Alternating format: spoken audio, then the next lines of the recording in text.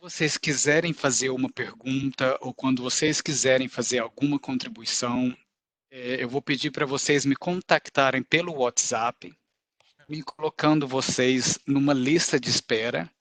E quando o Marlon terminar o raciocínio e ele for abrir para a conversação, eu vou prontificar a pessoa próxima a falar. Aí essa pessoa vai abrir a câmera, vai abrir o áudio e vai fazer a pergunta ou fazer o comentário.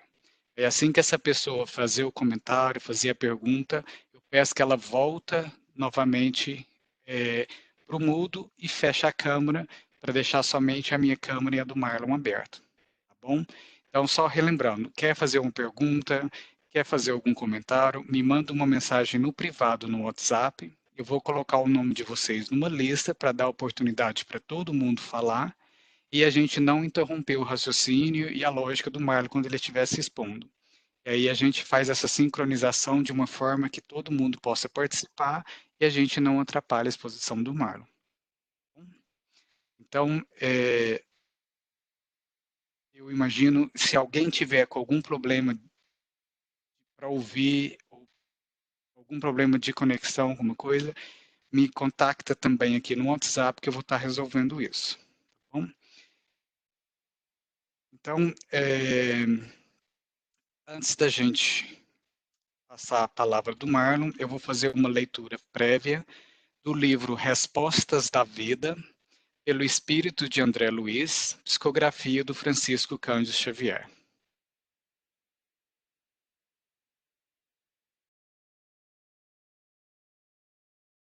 Ganhando resistência.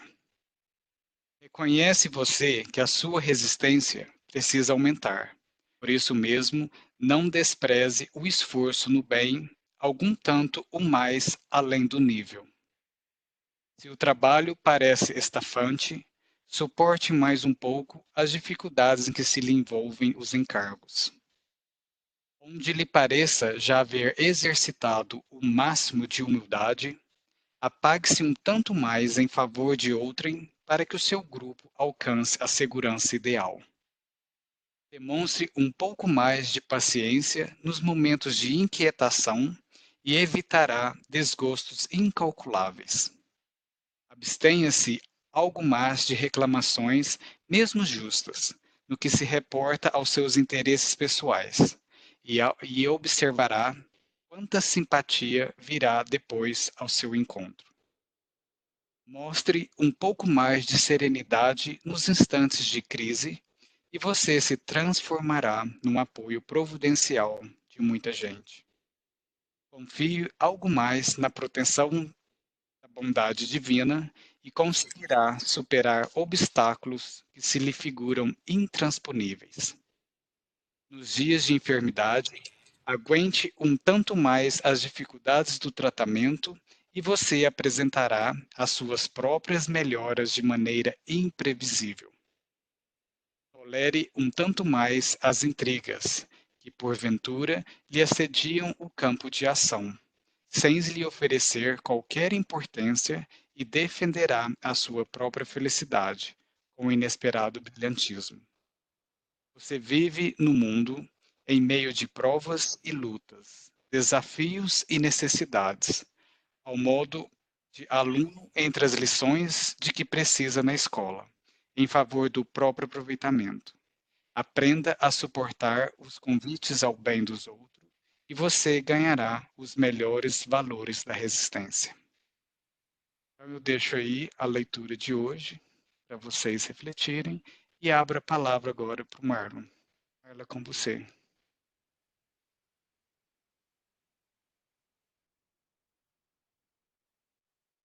Marlon, peraí que você está no mudo.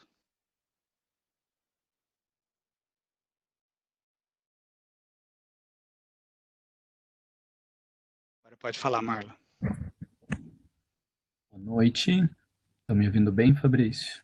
Agora estamos te ouvindo. Boa noite a todos. É um prazer estarmos aqui mais uma semana para realizarmos esse estudo a respeito da obra de Joana de Ângeles. Para quem não estava semana passada, nós estamos num percurso de construção do aspecto filosófico ou do pensamento psicológico e filosófico da doutrina espírita para conseguirmos melhor compreender a obra de Joana de Ângeles. Então, vamos passar por alguns textos de Kardec para tentar perceber a diferença do que era uma abordagem puramente religiosa e do que é uma abordagem científica ou filosófica, conforme a proposta de Kardec. Facciamo così, dimmi solo i tuoi promossi bocciati, Carlo, poi ti lasciamo. Allora, promosso. Estabelecer algumas perspectivas diferentes da qual a gente está acostumado a funcionar. Eu sugeri para vocês duas leituras do Livro dos Espíritos. A primeira está lá na questão 685A, dentro da terceira parte do Livro dos Espíritos, das leis morais, na lei do trabalho. E a outra era a questão 917. Isso? 157A, 917. Tem várias coisas importantes que eu quero ir trazendo, porque essa semana eu estava refletindo assim. Nós temos aqui pessoas com diferentes leituras, com diferentes perspectivas, com diferentes entendimentos, né?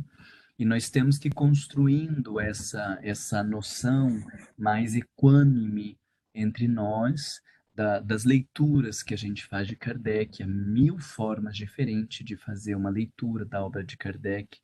E aí eu quero ir trazendo para vocês assim alguns elementos que, na minha forma de entender, eles fazem toda a diferença entre como nós interpretamos a doutrina espírita e por óbvio, como nós vamos ler as obras de Joana de Ângeles.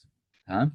Então, quando eu propus a questão 685A para vocês, vejamos lá, que Allan Kardec, ele está perguntando a respeito das pessoas, quando elas já estão mais velhas, incapacitadas de trabalhar, e os espíritos vão explicar que na falta, o forte deveria auxiliar o mais fraco, e na falta da família, a sociedade deveria auxiliar este sujeito.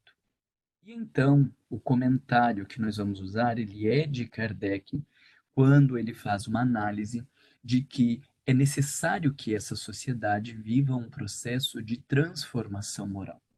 Se nós não vivermos essa transformação, nós ainda somos tomados pelo egoísmo, nós ainda somos tomados pelas nossas características inferiores e, infelizmente, não conseguimos construir essa sociedade mais igualitária, movida pela lei de justiça, amor e caridade. Então, um pouquinho mais para frente no texto, ele vai dizer assim: há um elemento a que não se tem dado o devido valor e sem o qual a ciência econômica não passa de simples teoria. Educação. Acharam aí?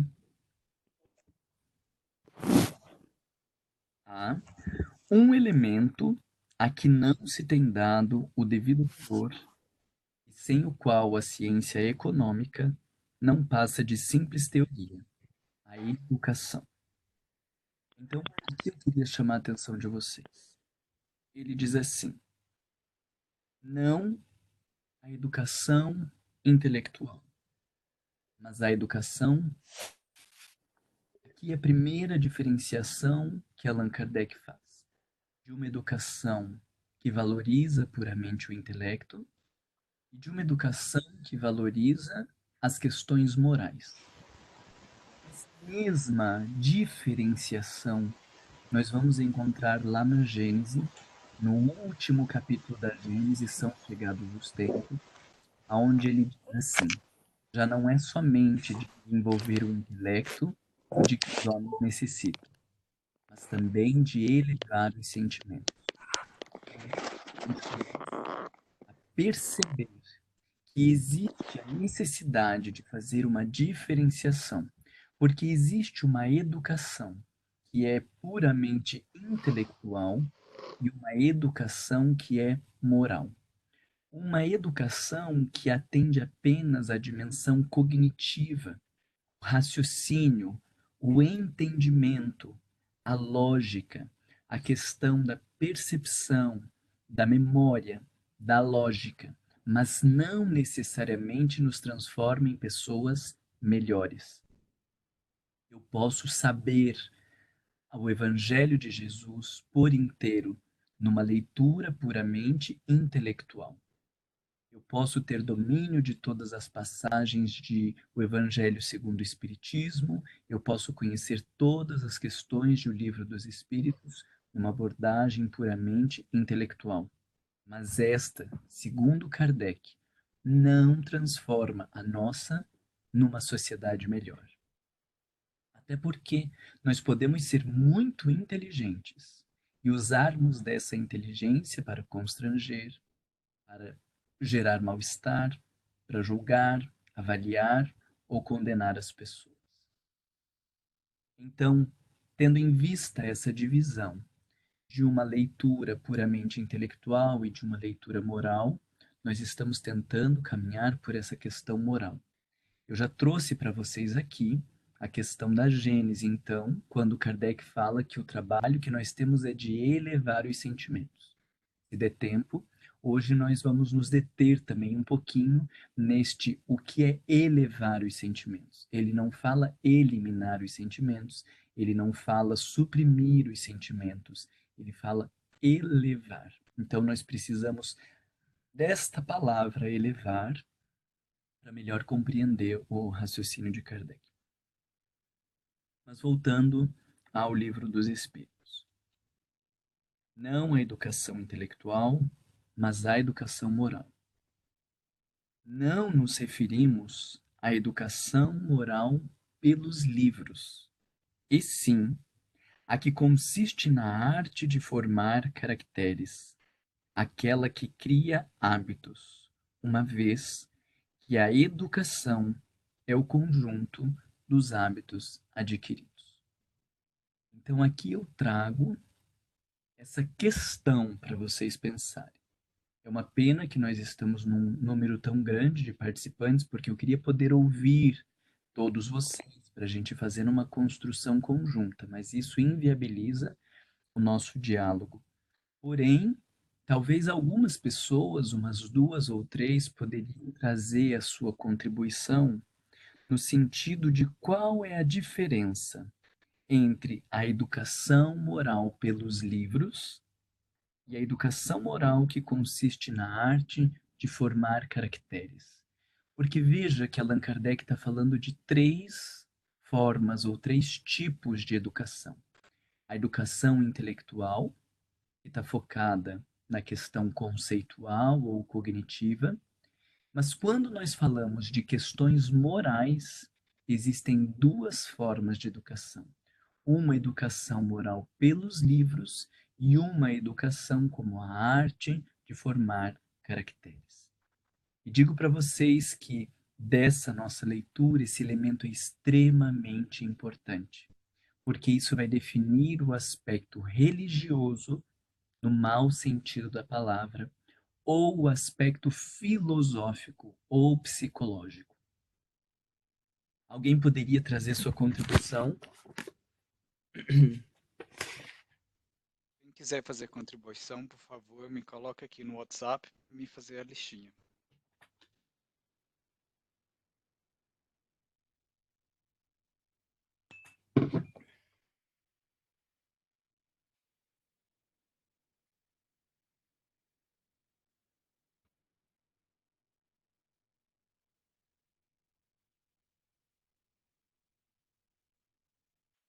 Se você não entendeu, a questão era a diferença entre a educação moral pelos livros e a educação moral como arte de formar caracteres.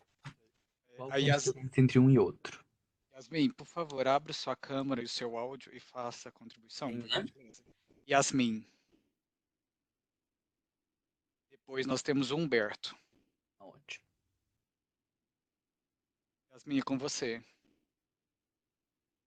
Consegue abrir seu áudio? E microfone, né? Tá me ouvindo?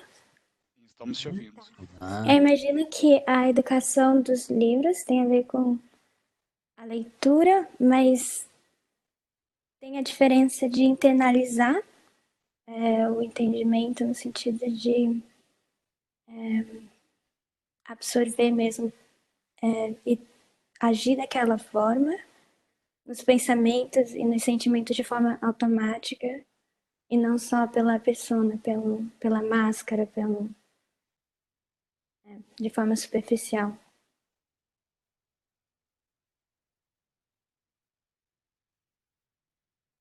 Obrigado, Yasmin. Marlon, você quer falar alguma coisa? Eu posso abrir. Não, deixa todo mundo comentar. Roberto, com você, querido.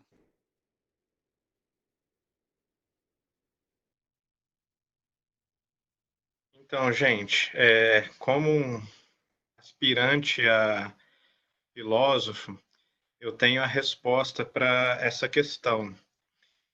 Eu não sei, né? Eu não tenho a mínima ideia, mas a gente pode tentar, assim, imaginar que a educação moral, com certeza, ela vai terminar com o desenvolvimento total do espírito, né? Então, é um progresso, assim, em muitas frentes, mas que envolve alguns elementos que são mais propriamente morais e um elemento que não é propriamente moral, que é a disciplina, o autocontrole, nossa capacidade de lidar com os rompantes das nossas paixões. E esse trabalho ele é muito bem explorado por toda a obra da Joana de Ângeles, né? Talvez o maior contributo que a doutrina espírita tem oferecido no sentido de nos dar o passo a passo da disciplina, a mecânica psíquica da disciplina, seja a obra da Joana, né? E, por outro lado, nós temos os elementos que são menos cognitivos ou menos ligados a uma força neutra e que são propriamente aqueles elementos ou aquelas dimensões morais, né? Como, bom, para citar alguns, né, a caridade, a compaixão, o sentimento de justiça, de igualdade.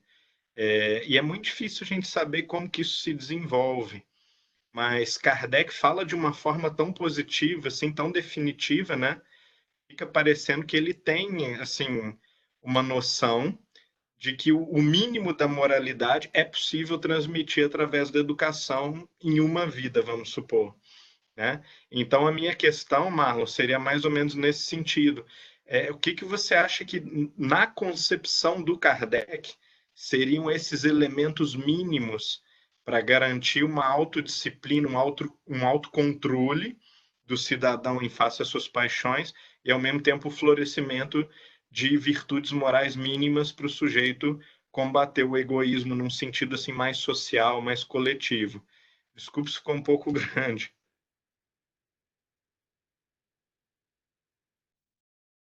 Alguém mais? A próxima agora é a Carolina.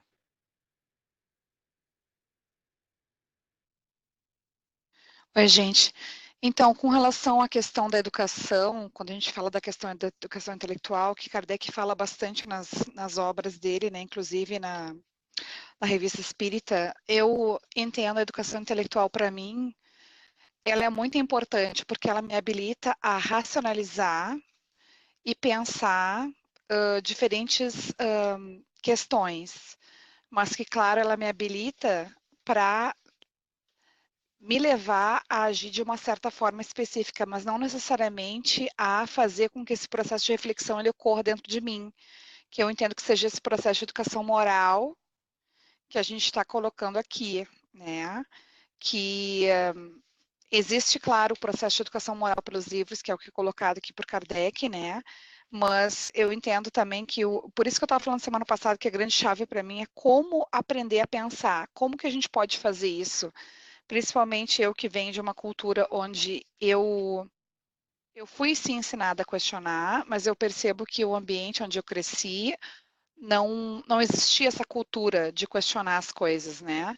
E eu acho que isso que Kardec está nos colocando aqui é esse hábito da gente poder adquirir esses novos hábitos, mas através do questionamento, né?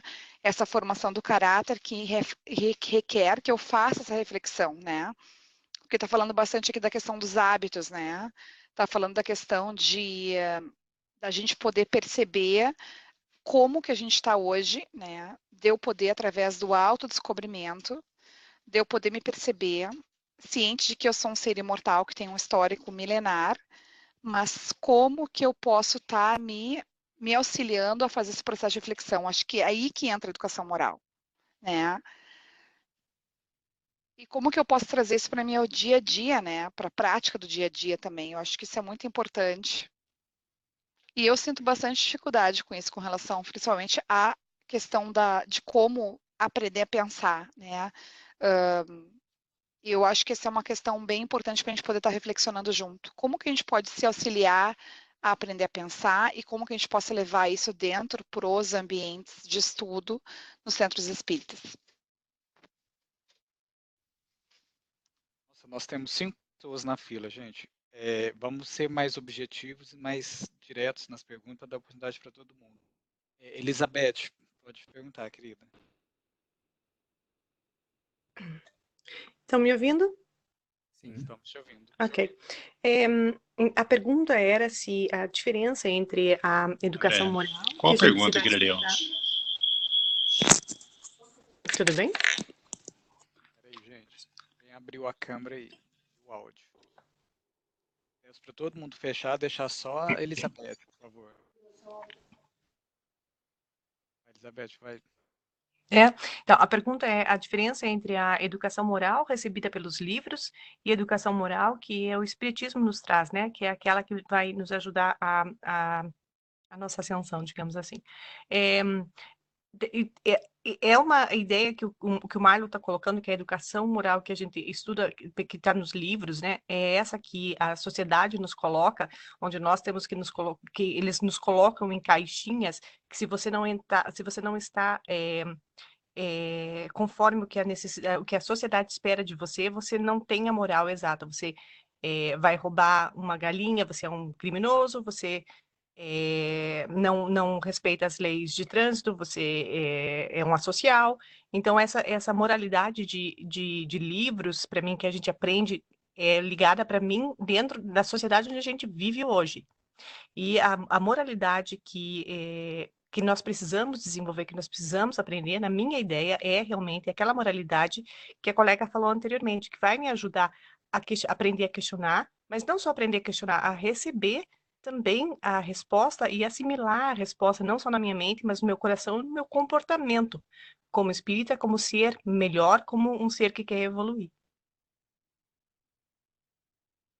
Deixa eu fazer uma observação dessa colocação da Beth, porque quando ela fala assim, do espiritismo, não necessariamente, sabe, Beth, porque a gente pode, dentro da doutrina espírita, ter uma proposta de educação puramente intelectual, dentro da doutrina espírita, ter uma proposta de educação moral pelos livros, ou dentro da doutrina espírita, ter uma proposta de educação moral como arte de formar caracteres, né? Eu diria que aí são diferentes caminhos ou diferentes métodos que podem estar dentro de qualquer religião. Não é porque nós estamos no espiritismo que nós estamos usando desse recurso de educação moral, né? Diga-se de passagem, muitos grupos de estudo pelos quais eu passo, o que eu vejo é muito mais a educação puramente intelectual, ou a educação moral pelos livros, do que a educação moral como arte de formar caracteres, né? Então, embora a doutrina espírita tenha uma proposta de educação moral, as nossas práticas nos centros espíritas não necessariamente elas atendem essa perspectiva. E acho que esse é o nosso desafio, assim, de conseguir entender o que é essa educação moral, que é diferente da educação moral livresca, para a gente ter uma prática mais de acordo com o pensamento espírita, né?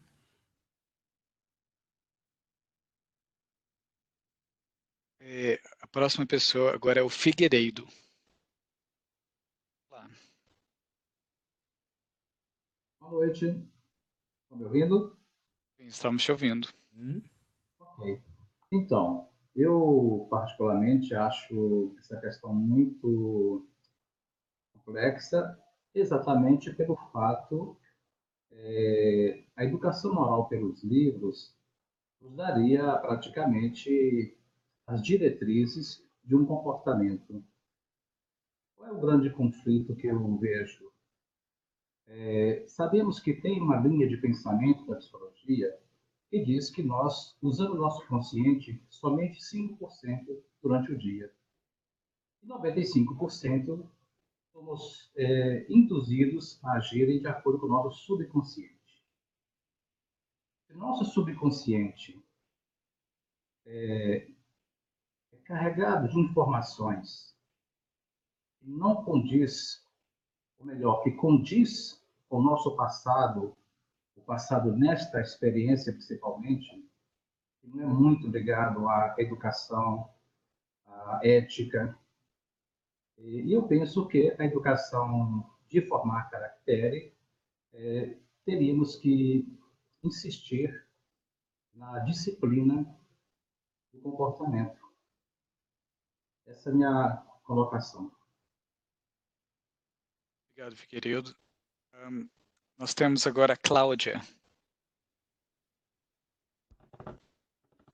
Olá, talvez a minha é mais sim, uma dúvida que eu tenho, a minha compreensão da questão intelectual e moral, eu pergunto se algo que a gente tem realmente que definir isso é intelectual, isso é moral, ou a gente pode também compreender que uma compreensão intelectual ocorre antes da evolução. Porque como que eu vou compreender os valores morais, até os valores morais cristãos, que a gente vê no Evangelho, sem ter a capacidade intelectual de raciocínio para eu implementar nas minhas situações do dia a dia os valores de compreensão, de resignação, de compreender esses valores humanitários que a gente vê no Evangelho. Eu acredito que isso é algo que se complementa e que uma educação vem antes da outra. Isso através de várias reencarnações. Eu veria assim. Muito obrigada. Ok. Fabrício, eu não achei que ia ter tanta gente, eu tinha falado mais ou menos 3 pessoas. Até 3 eu conseguia guardar na cabeça para ir encadeando. Agora, mais do que isso, eu já começo a me perder. Então, eu vou fazer alguns apontamentos dentro dessas colocações que vocês trouxeram. E as outras pessoas que ainda não falaram, se acharem oportuno, daí após essas coisas que eu falei, tiverem outras coisas diferentes do que eu falei ou diferente do que os colegas falaram para contribuir, daí acrescenta. Então, veja, isso que a Cláudia que falou agora, né? Sim. Isso que a Cláudia falou agora é muito importante da gente deixar claro que não é uma coisa ou outra, né?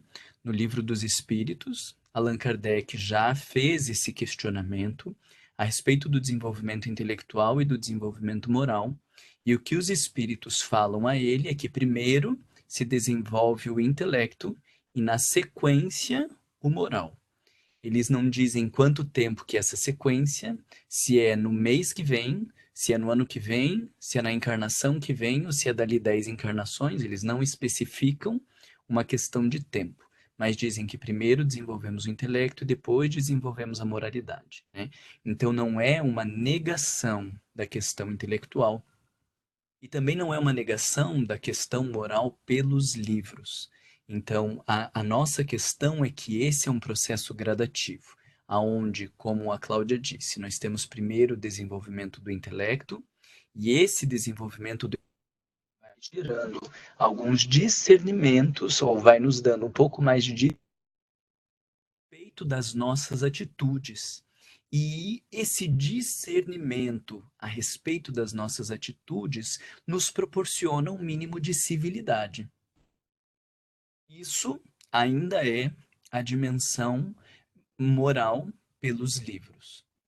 Porque Os livros nos trazem, vocês usaram essa expressão, uma forma específica de agir, ou como Humberto falava, critérios, o comportamento lá mínimo, né, de um autocontrole, a questão de assimilar ou de refletir um determinado comportamento. Isso quem nos dão são os livros. É um movimento de fora para dentro. Então, eu tenho o impulso sexual e eu me sinto atraído por uma pessoa na rua, ou quando eu estou casado, me sinto atraído por outra pessoa. E esta educação moral me diz como eu devo me portar. Eu fico com muita raiva em determinado momento e teria vontade de ir lá e agredir uma determinada pessoa, mas a educação moral, ela me dá o discernimento de que eu não posso simplesmente agir conforme me dê a vontade ou o impulso. Então, essa educação moral pelos livros, ela estabelece critérios, estabelece normas de conduta e estabelece direcionamento para uma vida minimamente civilizada. Então, temos a educação intelectual, e quando esse intelecto tem como temas a questão moral, nós temos a educação moral pelos livros, uma forma de agir, uma diretriz de comportamento, como José falou, uma diretriz de comportamento, o que vai nos dar uma mínima disciplina de comportamento, porque a gente vai aprendendo que precisa agir de determinado modo, não dá para ir trabalhar só quando tiver vontade, a gente tem que ter um mínimo de responsabilidade, a gente tem um compromisso, a gente tem compromissos sociais. Então, existe um script, existe uma direção, existem noções que são dadas através dos livros. Aonde fica o nosso buraco? É justamente nesta segunda passagem da educação intelectual, da educação moral pelos livros, porque veja que quando nós estamos falando do livro é algo que está lá fora, a moral, a direção está no livro e me dá um mínimo de direcionamento para a minha vida, e o que praticamente vocês estão trazendo é e como que internaliza esse negócio? Como que não fica simplesmente na formação de máscaras, como a Yasmin falou? Como faz esse processo? Aí veja, quando Humberto falou, já gerou um conflito, porque aí ele diz florescimento de virtudes. Se a questão está no livro e ela está lá fora, o florescimento de virtudes, a gente está falando de uma semente que está nascendo dentro da gente. O livro tem o poder de colocar essa semente dentro de mim? Vamos ficando com essas questões.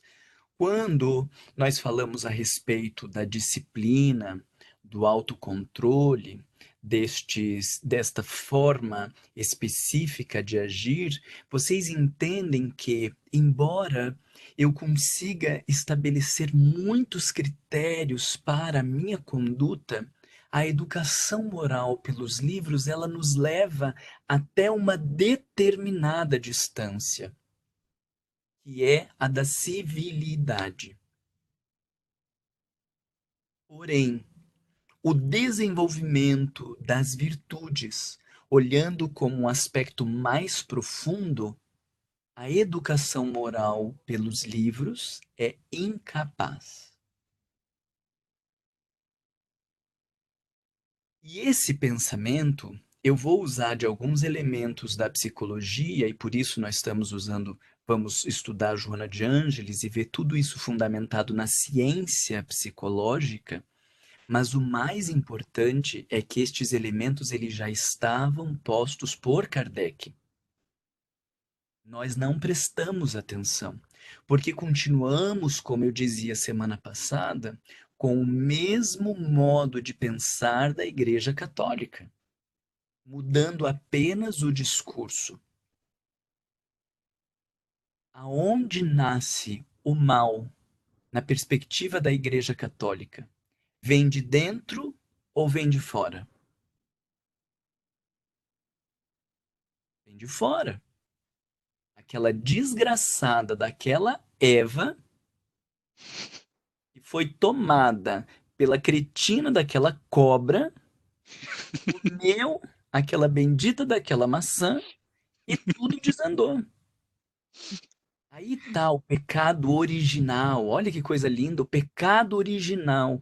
A grande tragédia da nossa vida vem do fruto proibido. O fruto tá onde? Tá lá fora. A cobra tá onde? Tá lá fora. E quem que fez o homem se ferrar? A cretina da Eva que também tá lá fora. É tudo lá de fora. É Satanás, é o inimigo que tá lá fora.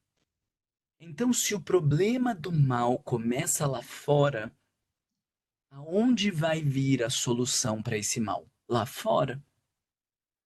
Agora, qual é a concepção de bem e mal da doutrina espírita? É de que o mal vem por causa de Eva? Não. Quem ficou na dúvida, sugestão de leitura, o bem e o mal é um item dentro de A Gênese. Agora eu nem lembro se é capítulo ou se é item. Me falha a memória, eu não estou com o meu livro aqui para confirmar. Mas lá no início mesmo, se eu não me engano, é o terceiro ponto, nós já temos o bem e o mal na Gênese. Você leia lá o bem e o mal, e a gente já esclarece que a questão não é o mal lá de fora. Kardec nos deixa muito claro que o mal, enquanto uma instância, ele não existe. O mal é a ausência do bem. E o bem é a consciência. Vão ser as ações de acordo com a consciência divina, de acordo com as leis divinas. Então, o problema não está lá fora. O problema, ele começa dentro de nós. Quando nós estamos falando de educação moral, nós estamos falando de um percurso que o sujeito realiza, aonde, se ele não tiver o mínimo de critérios de ação, ele se perde na conduta, e os livros nos dão o mínimo de civilidade. Ok? Porém, a pergunta, ou o que permeia a fala de vocês é: como que esse negócio entra? Porque aí eu estou lendo. Eu leio sobre o perdão. Eu leio sobre a caridade, eu leio sobre a inveja, eu leio sobre tudo isso, mas como esse negócio entra? Como ele não se transforma numa simples máscara? E a resposta que a maioria de nós temos é apenas a questão da disciplina. Eu digo apenas porque nós vamos verificar que a disciplina, a serviço do ego, ela não nos leva a lugar nenhum. Essa disciplina de fazer academia, a disciplina de não comer doce, a disciplina de acordar super cedo e ler trocentos livros, ela não nos leva muito longe, porque é uma disciplina do ego. Para quem quiser expandir um pouco essa reflexão, na obra de Leon Denis, quando ele fala do problema do ser, do destino e da dor, existe um capítulo falando sobre vontade. E lá ele vai falar de uma personalidade menor e de uma personalidade maior. Ele está falando do ego e do self, que depois virão como nomenclatura psicológica. O ego é a personalidade menor, o self é a personalidade maior. E quando a força está a favor da personalidade menor, não há realização. Nós lemos no Livro dos Espíritos, se o homem poderia modificar-se por conta própria, sozinho. E o que os Espíritos dizem? Sim, se ele tivesse disciplina, ele mudaria rapidamente, sem grandes esforços. Essa não é a disciplina do ego, porque então nós já teríamos nos modificado. Nós estamos falando da disciplina do self, de um estado profundo de consciência que, quando ele está a favor da nossa transformação, a gente muda sem grandes esforços. Essas ideias todas eu estou trazendo para vocês para a gente ir construindo o terreno, e depois nós vamos conseguir nos aprofundar um pouco mais, em especial sobre esses conceitos, e isso, acho que isso vai ficando claro. Mas olha a grande questão que nós vivemos. Nós estamos falando de comportamento. E a descrição que nós sempre fazemos de transformação moral é de uma mudança de comportamento. Mas essa é uma perspectiva material. A abordagem comportamental, ela é materialista. Porque acredita que o comportamento define o sujeito.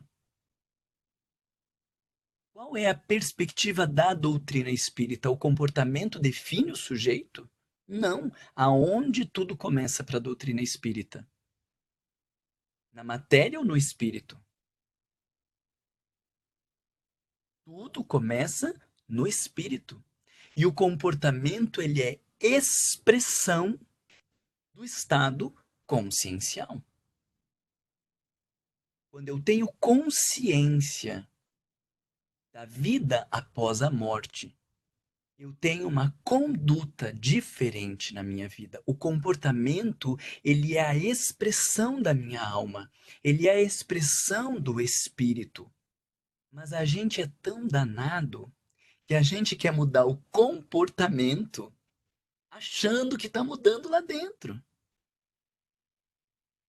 Esta é a educação moral pelos livros.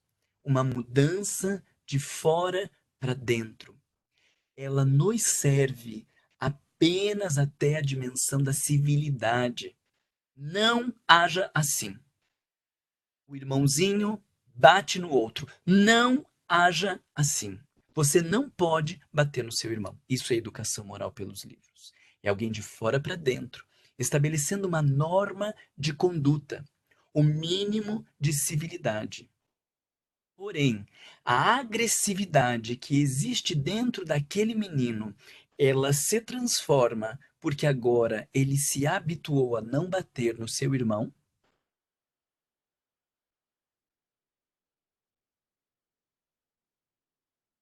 Ele rouba a borracha do coleguinha. Não pode pegar o que não é seu. Você vai devolver para o seu colega. Então, nós estamos falando de uma mudança de comportamento. E ele se habitua a não pegar o que não é dele. Devolve para o coleguinha.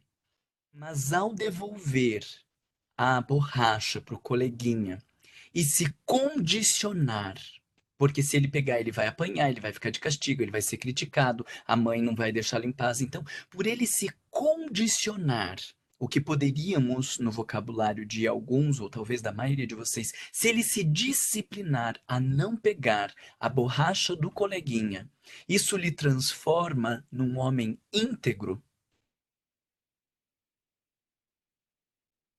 Vocês entendem que, embora a adaptação comportamental ela seja importante para a nossa sociedade, ela não faz transformação moral. Porque a moral, a transformação moral é que reflete no comportamento. Não é o comportamento que faz transformação moral. O fato de eu me habituar a fazer um trabalho de sopa e levar para os pobres me transforma numa pessoa caridosa? Não transforma. Nunca eu vou chegar a ser Madre Teresa de Calcutá, mesmo que eu passe todos os dias dando comida para as pessoas. O comportamento de Madre Teresa de Calcutá, de largar o convento e ir para as ruas, foi consequência do seu estado de consciência. E aí que eu digo que a gente é tão danado que Madre Teresa de Calcutá tinha um estado de consciência que levou a determinado comportamento. A gente é danado porque a gente quer pegar lá o comportamento e achar que está mudando. A gente quer pegar a expressão e achar que isso vai mudar a essência.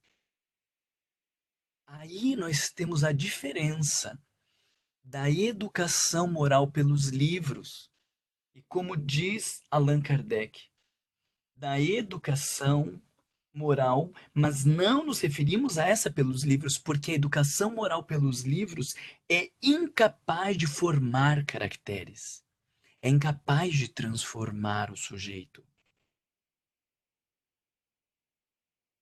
não há um caminho dentro da psicologia espírita, dentro da proposta de Kardec, não há um caminho de assimilação de comportamento que transforme estado de consciência.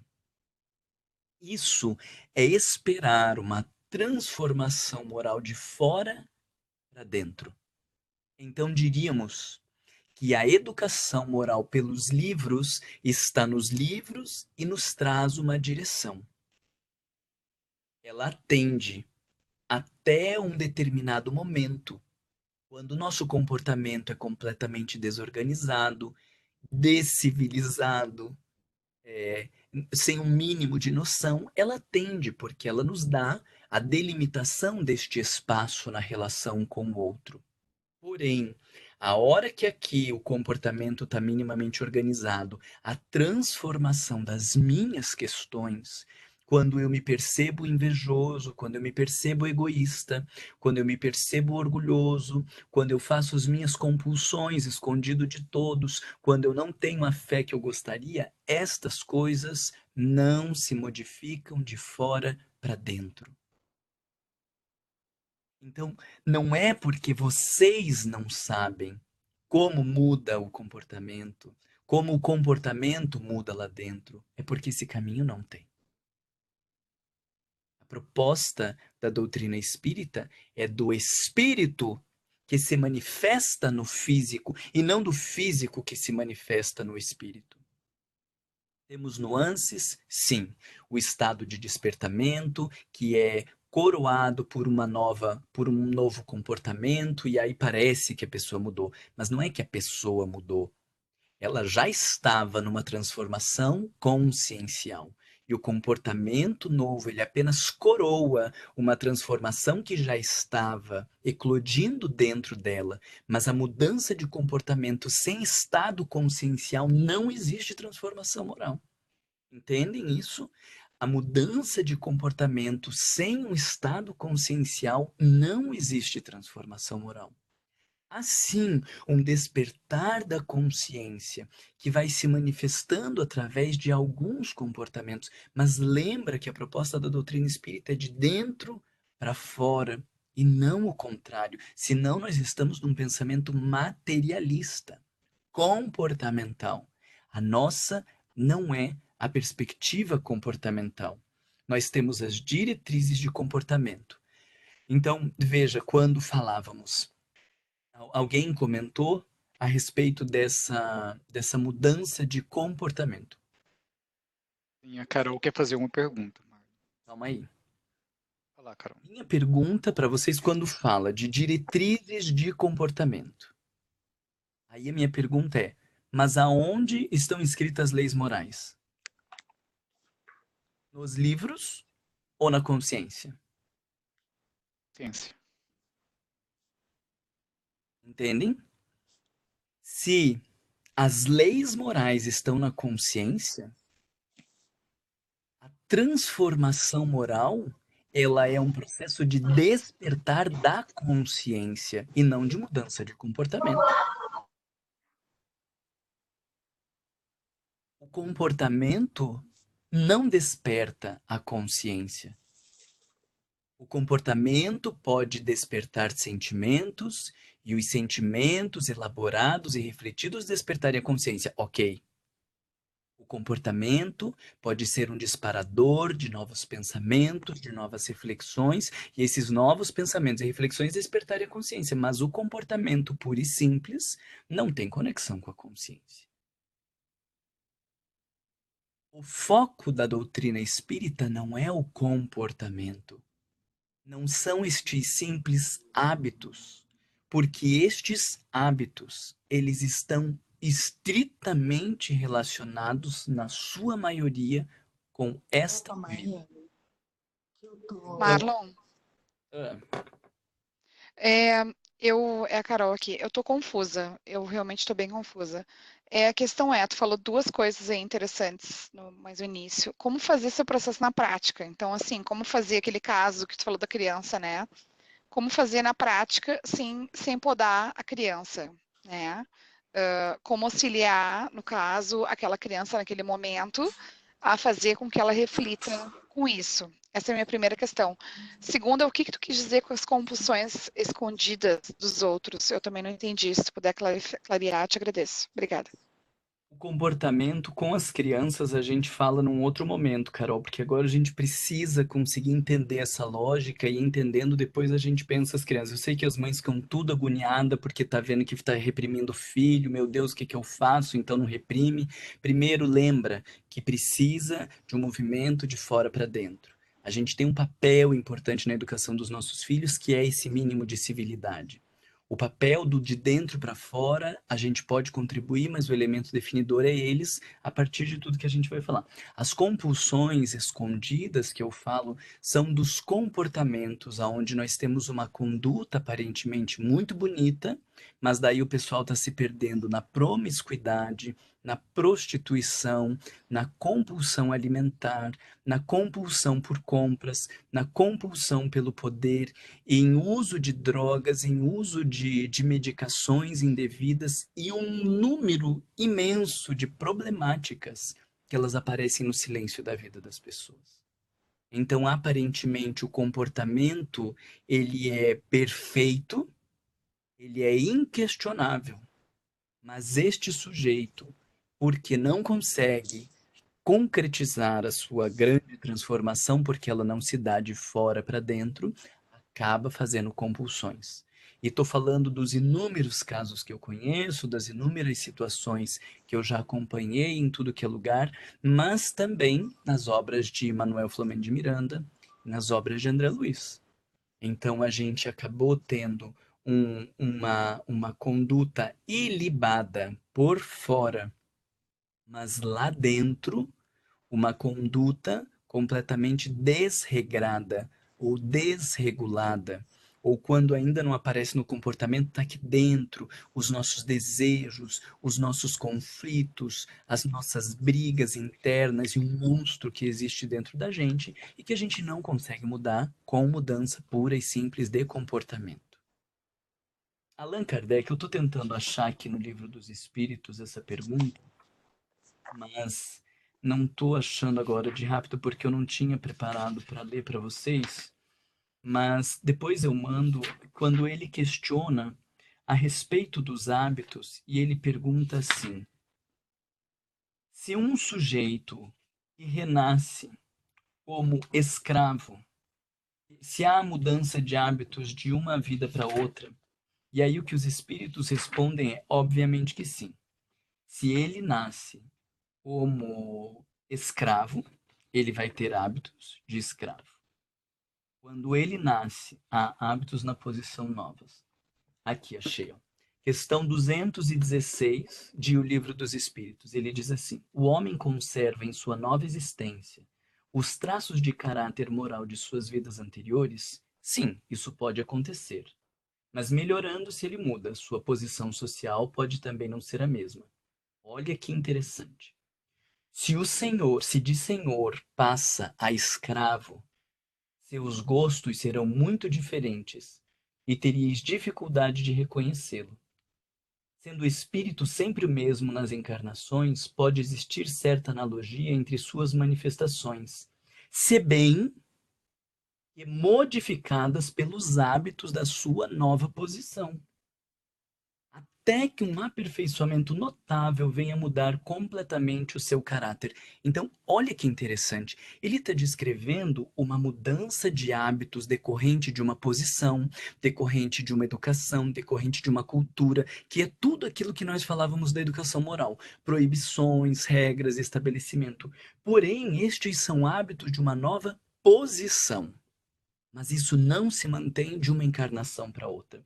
O que se mantém de uma encarnação para outra é o que ele diz, um aperfeiçoamento notável que venha a mudar o seu caráter. Então, o que muda o caráter é uma outra disciplina. É uma outra grande questão que nós temos para abordar.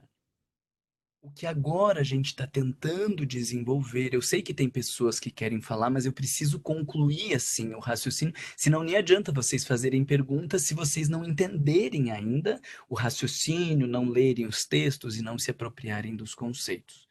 Nós estamos falando que o comportamento, ele é uma expressão do espírito. E que nós temos gasto muito tempo com mudança de comportamento e nosso discurso religioso, ele é focado no comportamento.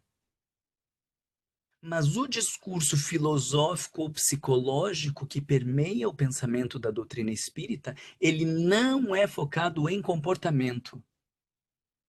Ele é focado em consciência.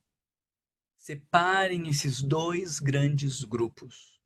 Mudanças de comportamento, mudança consciencial.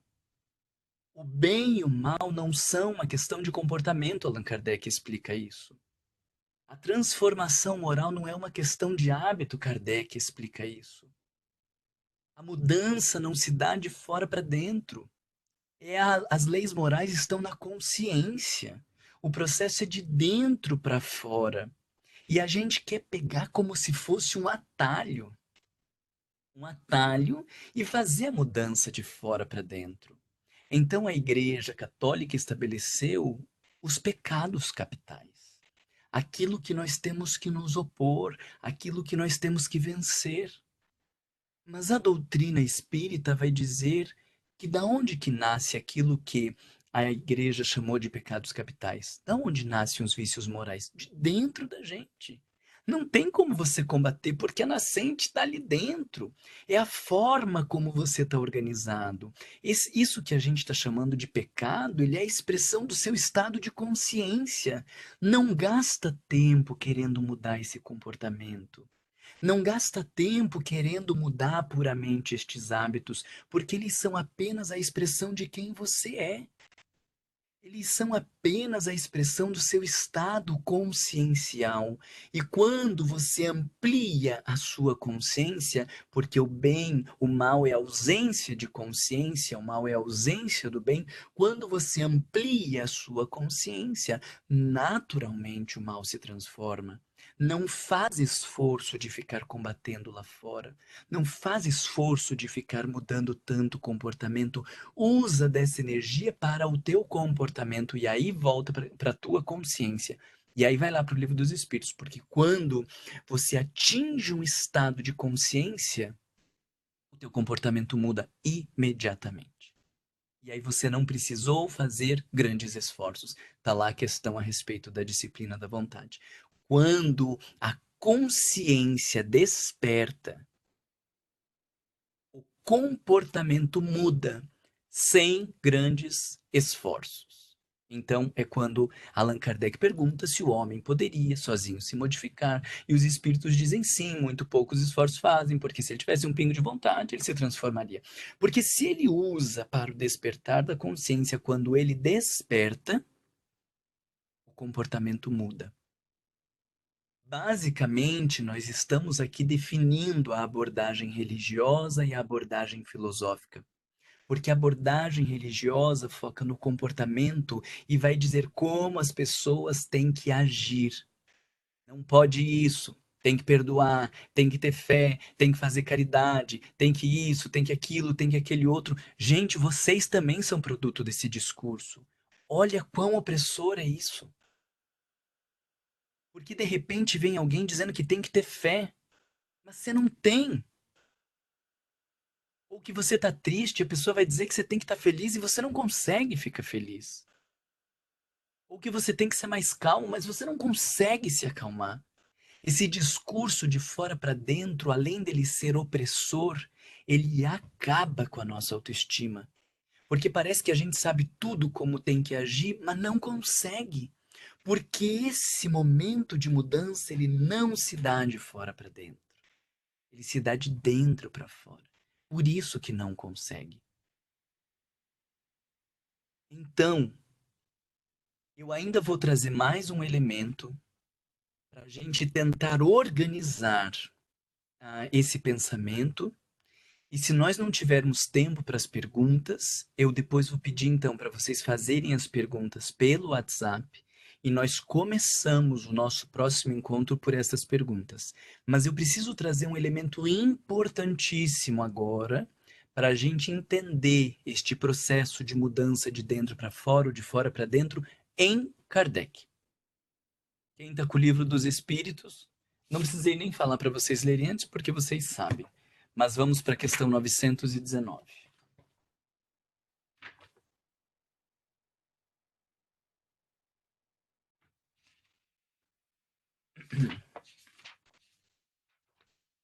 919, tá? Eu tinha falado da 917, mas a gente está deixando ela ali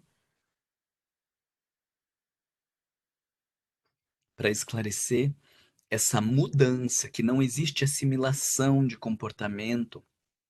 A disciplina e o autocontrole, eles nos permitem chegar até um momento que é esse da civilidade, mas aqui dentro, como é esse processo do internalizar, como é este processo do assimilar, como é esse processo da mudança, ele é dentro. E Allan Kardec perguntou isso aos espíritos. Veja lá a questão 919. Qual? 919. Qual o meio prático mais eficaz que tem o homem de se melhorar nessa vida e de resistir ao arrastamento do mal? É a pergunta que vocês estão fazendo. Como que assimila novos comportamentos? Como que se controla minimamente para o florescer das virtudes? Como que internaliza novas condutas? É isso que Allan Kardec está perguntando. O meio prático de se melhorar nessa vida, ser uma pessoa melhor. E de resistir ao arrastamento do mal, de não continuar repetindo os mesmos erros e os mesmos equívocos. A nossa resposta, porque o nosso pensamento é comportamental, é pela disciplina. A gente não vai ser arrastado pelo mal, pela disciplina. Se você se disciplinar, se você tiver força de vontade, você vai conseguir mudar teu comportamento. Isso é uma linha de pensamento. Mas não é a linha de pensamento que Kardec traz. A linha de pensamento está aqui no Livro dos Espíritos. Qual o meio prático? O que eu faço no meu dia a dia, na minha vida, para me melhorar e resistir ao arrastamento do mal? Como que muda? Como que melhora? Como que transforma aqui dentro? E o que os espíritos respondem a Kardec? Um sábio da antiguidade vos disse: conhece-te a ti mesmo. Ponto.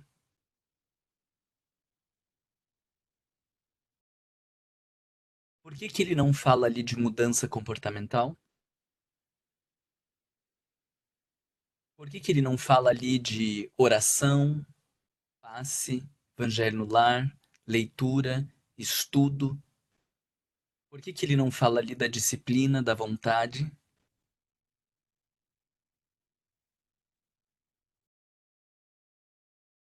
A questão 919, no meu ponto de vista, é a questão mais complexa de O Livro dos Espíritos. Mais complexa. Porque vejam bem o que ele está dizendo. Que o autodescobrimento transforma a pessoa. Como que eu me melhoro? Como que eu me controlo? Como que eu me disciplino? Como que eu interiorizo o comportamento?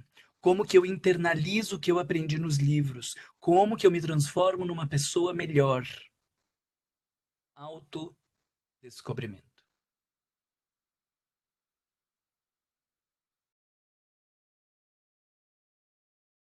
Vamos tentar separar o autodescobrimento em dois elementos.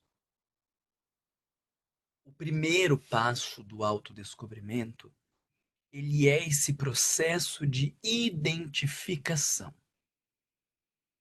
Quem no grupo é invejoso? Dá lá coloca seu nome lá no chat. Quem é invejoso? Tô brincando. Mas queria ver se aparecia 75, porque nós estamos em 75, e aí teria que aparecer 75, eu sou invejoso. Quem no grupo é arrogante? Arrogante.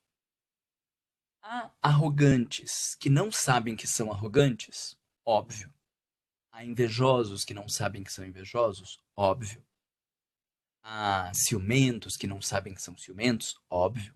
Então, eu conseguir enxergar alguns vícios morais é produto do autodescobrimento. Eu estou enxergando, eu não achava. Eu achava que já era uma pessoa boa, maravilhosa, um missionário, indo para o céu, ajudando a humanidade. Agora eu estou descobrindo que eu sou um cão para me relacionar. Agora eu estou percebendo quão difícil eu sou, eu estou percebendo que eu sou autoritário, eu estou percebendo que eu sou invejoso, ou eu estou percebendo que eu sou isso, eu sou aquilo. Isso é produto do autodescobrimento, não é? Eu estou enxergando coisas a meu respeito que eu não enxergava. O autodescobrimento. Mas Kardec já parte deste ponto. Tá? Kardec já parte deste ponto. Você já sabe que você é invejoso. Você já sabe que você é egoísta. Você é arrogante, intolerante, maledicente. Aí vem a pergunta: qual o meio prático mais eficaz de eu me melhorar dessa lambança toda que eu sou e de resistir ao arrastamento do mal? Como que eu transformo a minha inveja, a minha arrogância, a minha vaidade e tudo essa coisa arada que eu sou? Qual é a resposta que os espíritos deram a Kardec? Como eu me transformo? Qual é a resposta? Autodescobrimento. Vocês estão entendendo a complexidade da nossa questão? A gente não sabe direito como o autodescobrimento é capaz de transformar uma pessoa. A gente tem ficado na superficialidade do conhece-te a ti mesmo, apenas como um mapeamento. Ah, eu sou egoísta, eu sou invejoso, eu sou isso, eu sou aquilo, eu sou aquele outro. Isso, gente, é 10% do processo de autodescobrimento. Ele seria a introdução do processo de autodescobrimento. Eu saber que eu sou isso, aquilo, sou aquele outro, dessas coisas e transitar um pouco por aí é o começo da brincadeira. O grande processo de transformação, ele se dá pelo autodescobrimento. A questão é como eu transformo a minha inveja? Pelo autodescobrimento. Como eu transformo o meu orgulho? Autodescobrimento. Como eu consigo deixar de ser arrastado pela minha vaidade? Autodescobrimento. Como eu lido com a minha compulsão por bebida, por sexo, por qualquer outra coisa? Autodescobrimento.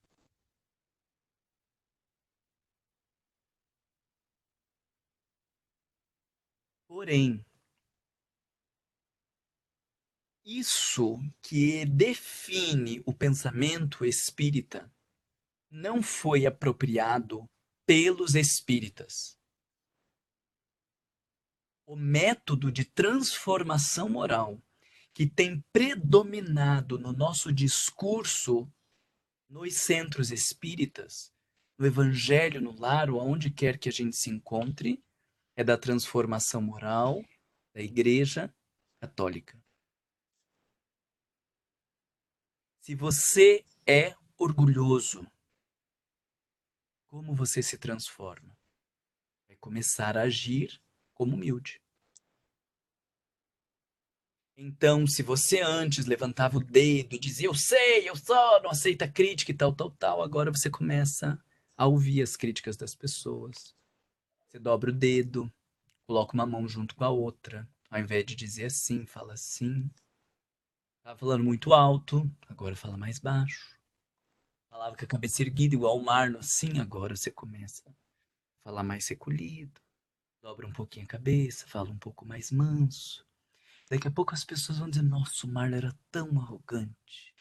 Mas hoje, depois de 10 anos, você olha ele, como ele mudou. A frase tá certa ou tá errada? Perfeita frase. Como ele mudou. Mas ela tem um parênteses silenciado aí. Como ele mudou por fora. Porque o método prático mais eficaz que tem o homem de se melhorar nessa vida e de resistir ao arrastamento do mal é o autodescobrimento. Se fez mudanças de comportamento sem estado de consciência, foi apenas mudança de fora. Eu sei que para algumas pessoas está gerando um nó aí na cabeça de vocês. Porque o discurso que predominou na nossa vida ao longo destes 1.300 anos na Igreja Católica é de uma mudança de fora para dentro. Se você é vaidoso e usa roupas caras, então como vai lidar com a vaidade? Agindo de modo simples. Usando roupa simples. Usando carro simples. Dando dinheiro para os pobres. Isso transforma. Paulo dizia, e mesmo que desse meus bens aos pobres, meu corpo a ser queimado, se não fizesse com amor, algumas traduções dizem se não tivesse caridade, nenhum valor teria. Porque eu posso dar tudo, inclusive meu corpo a ser queimado em nome de Deus e todos os meus bens aos pobres, isso é só da dimensão do comportamento. Amor é sentimento que decorre do estado consciencial. O nosso grande dificultador. Fabrício está me mandando que tem mais perguntas, mas tudo bem, vocês primeiro precisam entender esse raciocínio. O nosso grande dificultador é conseguir entender como o autodescobrimento muda o ser humano. Antes de qualquer pergunta que vocês tenham, nós precisamos analisar melhor esta questão do Livro dos Espíritos. Ele diz qual o meio prático mais eficaz que tem um homem de se melhorar nessa vida e de resistir ao arrastamento do mal. Um sábio da antiguidade vos disse, conhece de ti mesmo. Então a pergunta que eu faço a vocês é, como o autodescobrimento é capaz de melhorar o sujeito nesta vida? Como o autodescobrimento é capaz de fazer o sujeito resistir ao arrastamento do mal?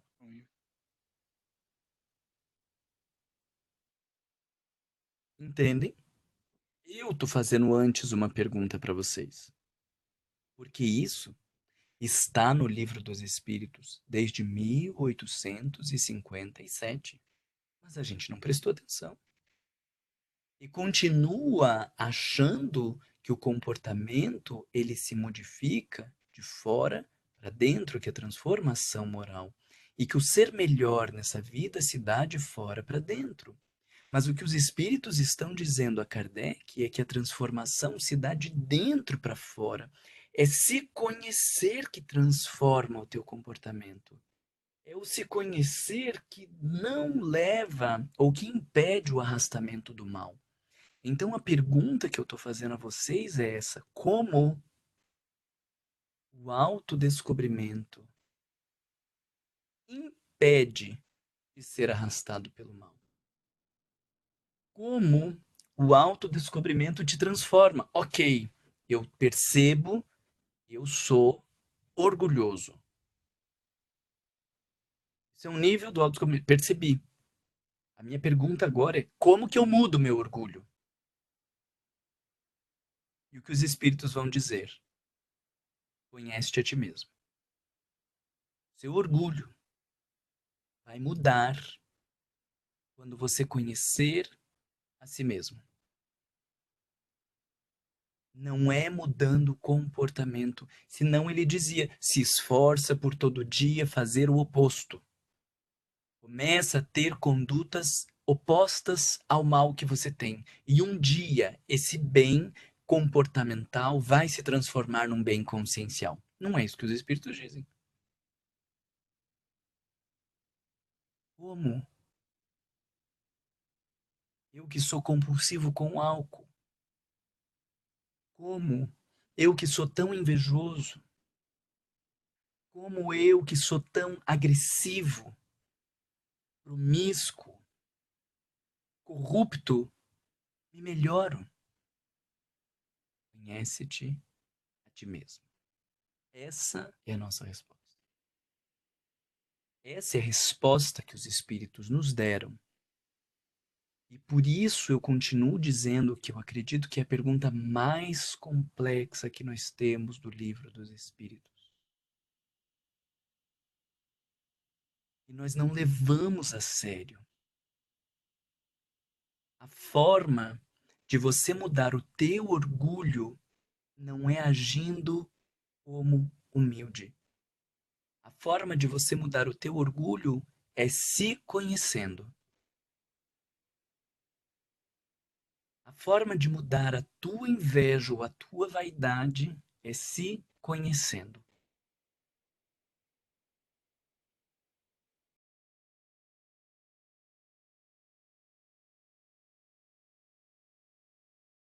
Eu queria poder ouvir todas as questões de vocês.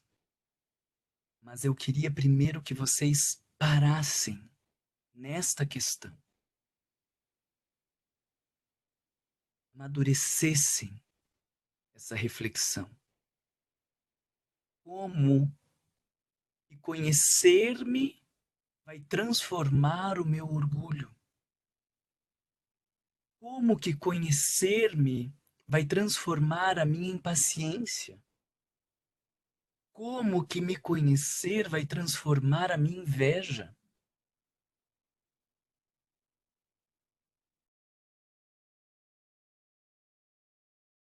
Eu queria que cada um pudesse escrever um texto assim, como o conhecer-se vai te transformar. E eu pudesse ler todos os textos de vocês e a gente fazer uma grande discussão, mas isso é inviável. Inviável. No entanto,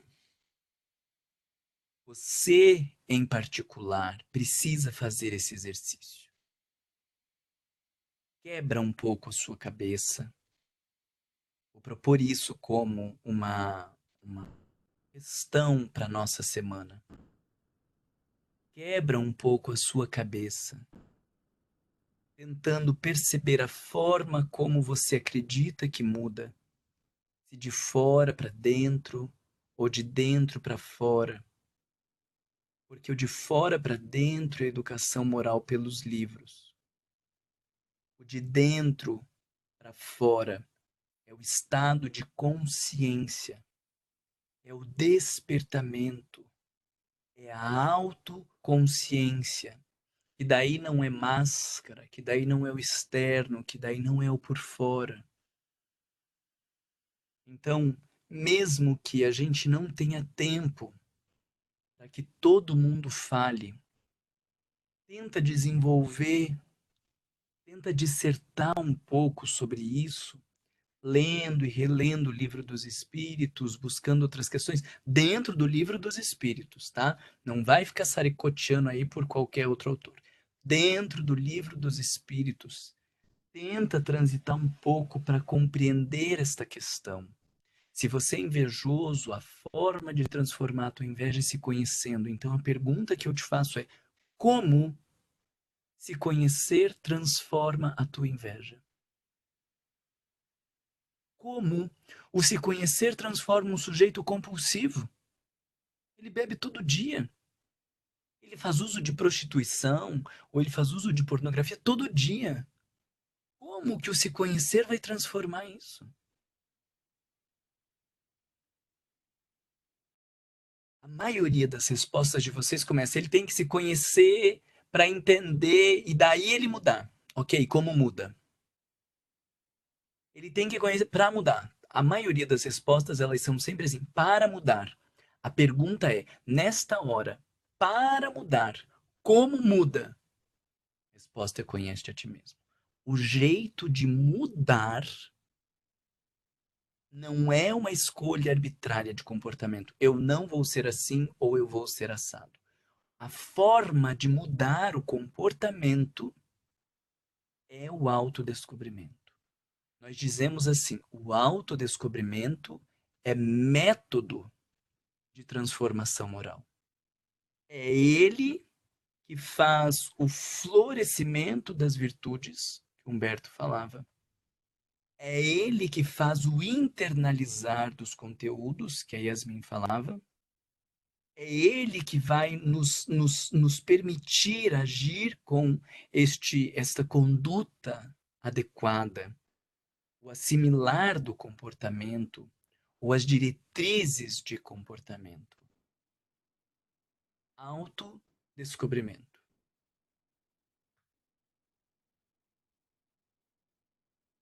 Então, antes de qualquer pergunta de vocês, eu preciso que vocês pensem a respeito desta questão do Livro dos Espíritos. Porque se vocês não assimilarem esta questão, as perguntas não vão avançar. E eu vou ficar aqui tentando justificar quando nós estamos em bases filosóficas diferentes.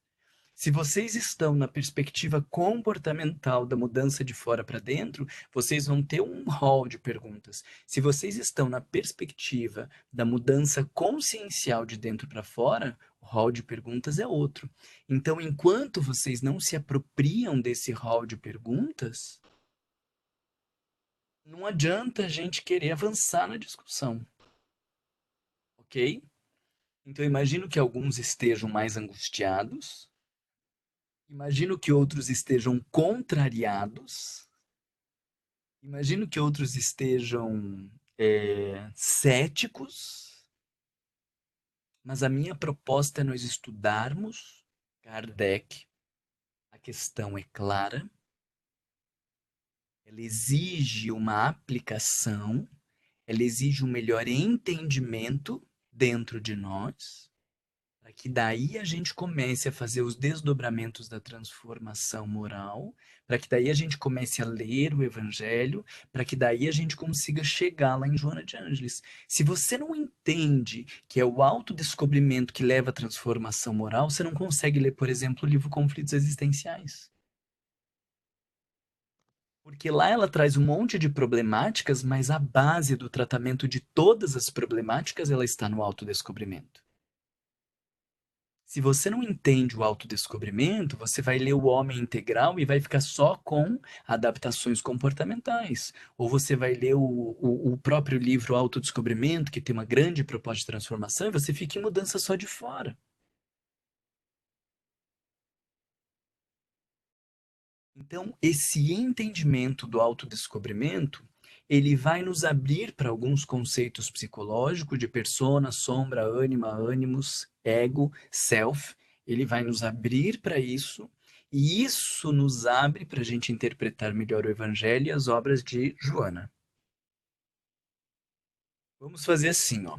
Eu não vou considerar as perguntas que vocês têm até agora, porque eu não tinha desenvolvido todo esse raciocínio. A proposta é de você primeiro tentar entender como o autodescobrimento transforma. Nós vamos começar o nosso encontro da semana que vem, abrindo para algumas pessoas. Vamos estabelecer no máximo as 5 primeiras pessoas que vão compartilhar o que conseguiram refletir a respeito de como o autodescobrimento transforma. Aí nós tentamos dar um pouco de fechamento a essa ideia, e depois que ficar claro, abrimos para perguntas, para questionamentos, depois de termos consolidado essa ideia. Eu não vou nem perguntar para vocês se está tudo bem, porque pode ser que vocês digam que não está tudo bem, porque vocês querem fazer pergunta e eu não vou mudar agora. Tá? Então entendam que é só uma questão didática para a gente conseguir organizar, primeiro consolidar o pensamento e depois fazer a pergunta, tá? Então, semana que vem, a gente começa com as primeiras 5 pessoas que se inscreverem para falar de como que refletiram essa resposta de Kardec, como o autodescobrimento transforma. Partimos destas pessoas, consolidamos algumas reflexões, talvez eu traga alguns exemplos para vocês, e daí depois nós abrimos para perguntas. Combinado? Então ficamos por aqui. Desejo a vocês um ótimo final de semana, que vocês tenham um pouco de paciência nesses nossos estudos, porque nós estamos construindo um pensamento, nós ainda estamos no segundo encontro, e nós temos um percurso longo para construir essa filosofia, e na medida que vocês tiverem um pouco de paciência, um pouco de persistência, forem lendo e aprofundando, eu tenho certeza que a gente vai caminhar mais uníssono para daí entrarmos no estudo da obra de Joana de Ângeles, tá? O Fabrício ainda pediu a palavra, e aí eu encerro a minha fala aqui, deixando meu sentimento de gratidão, que todos vocês se sintam abraçados, beijados, num bom final de semana, que a semana que se inicia seja de realizações, que a gente esteja conectado ao nosso melhor, para oferecer também o nosso melhor às pessoas que estiverem à nossa volta, que no próximo domingo a gente possa se encontrar aqui para continuar nossos estudos. Até mais. Eu pedi para a Jussara fazer uma prece para a gente de encerramento. Jussara, com você.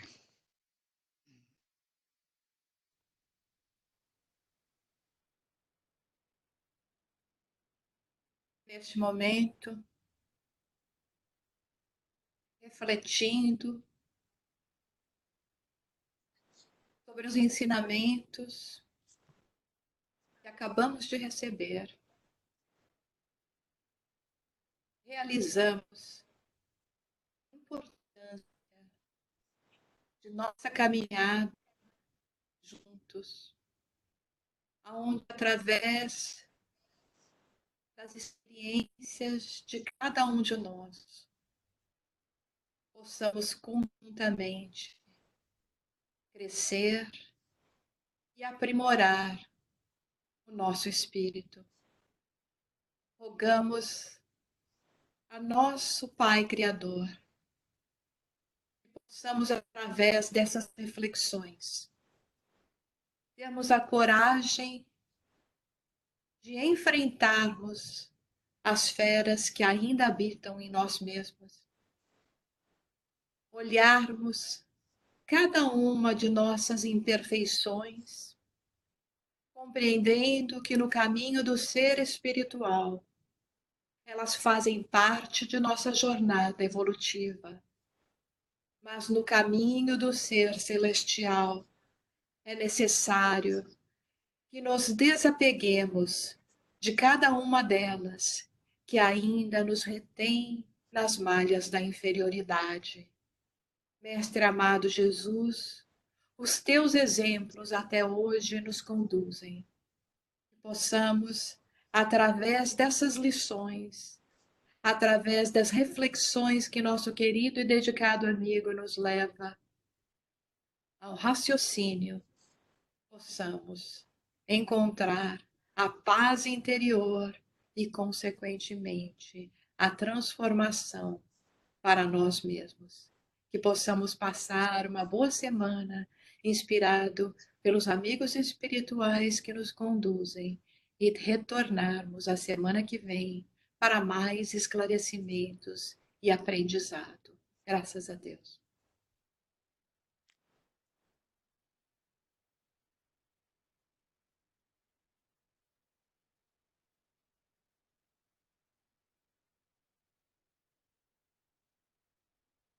Mário, você quer fazer a sua consideração final?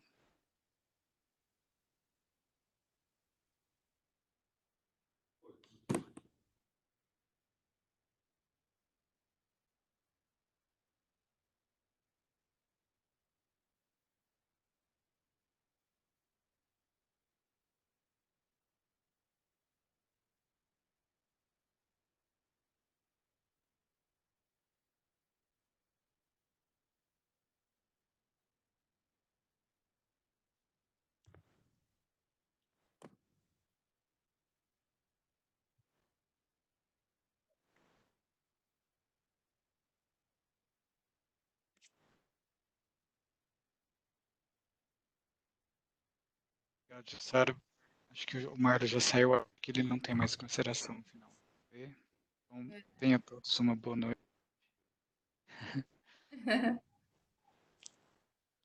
Eu te mando uma mensagem no seu celular. Tá bom. Tchau. Um beijo, obrigado, meu bem. Tchau, boa noite a todos. Boa noite a todos. Boa noite. Obrigada. Boa noite, Fabrício. Muito obrigada. Até a próxima.